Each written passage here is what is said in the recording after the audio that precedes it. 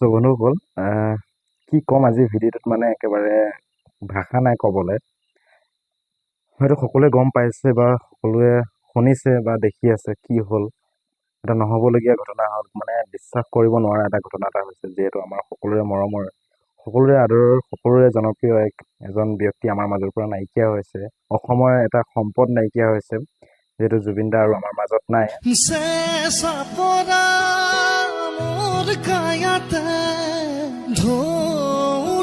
নাই, আজিৰ দিনৰ 2:40 তেওঁ শেষ নিশ্বাস ত্যাগ কৰিছে।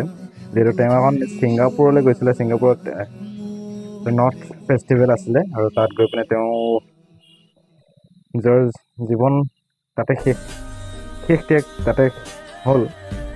মানে মুখেৰে বুজাব নোৱাৰোঁ মানে কি হৈছে, চকু পানী ৰখাব পৰা নাই।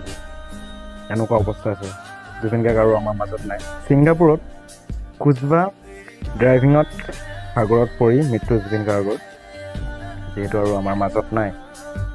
আৰু ভাষাৰে বুজাব নোৱাৰোঁ এনেকুৱা এজন ব্যক্তি আকৌ দুনাই পাম নে নেপাম সেইটোতো নাজানো, কিন্তু জুবিনদাৰ নিচিনা মানুহ আমাৰ ভগৱান স্বৰূপ, সকলোৰে মৰমৰ, সকলোৰে প্ৰিয়।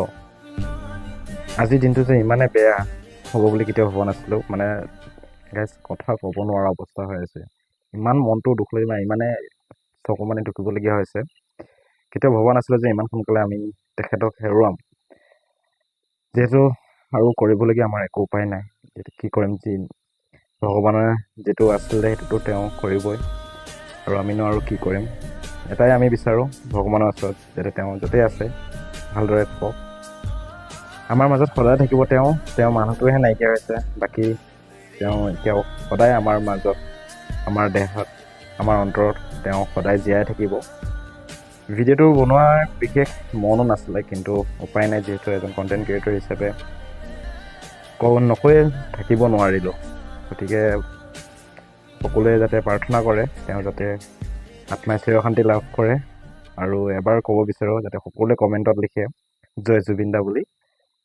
সকলোৱে এবাৰ কমেণ্টত লিখক জয় জুবিন দা বুলি। বিশেষ একো মোৰ ক'বলগীয়া নাই। আজিৰ ভিডিঅ'টো বনোৱাৰ মোৰ কোনো কাৰণো নাছিলে, কিন্তু উপায় নাপায়, যিহেতু মনটোৱে নেমানিলে। কাৰণ এনেকুৱা এজন ব্যক্তিক হেৰুৱাটো মানে কি ক'ম আৰু, ভাষা নাইকিয়া হৈছে বন্ধুসকল।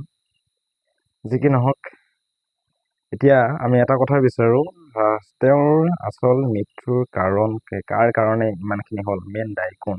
অসম চৰকাৰৰ ওচৰত এটা অনুৰোধ জনাওঁ যাতে সেইটো তদন্ত ৰাখে। আৰু যিহেতু তেওঁ এতিয়াও ছিংগাপুৰতে আছে, তেওঁ অনা এতিয়ালৈকে হোৱা নাই।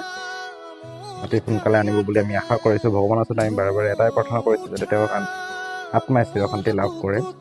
জয় জুবিন দা, জয় জুবিন দা।